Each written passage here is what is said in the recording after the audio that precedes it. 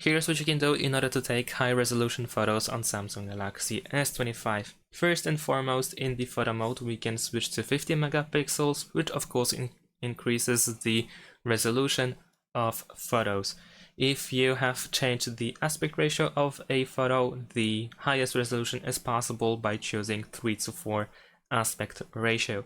Besides that, we can also go to settings, and then over here what you can do is go to intelligent optimization, and for example you can try to use one of these options like the maximum quality optimization or even scene optimizer, but I don't think they really have an impact on the resolution of the photo.